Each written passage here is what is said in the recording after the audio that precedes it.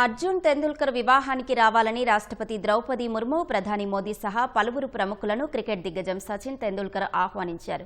రాష్ట్రపతి ద్రౌపది ముర్ము, ప్రధాని మోదీని కలిసిన ఇరు కుటుంబాలు వారికి వివాహ ఆహ్వాన పత్రిక అందజేశాయి.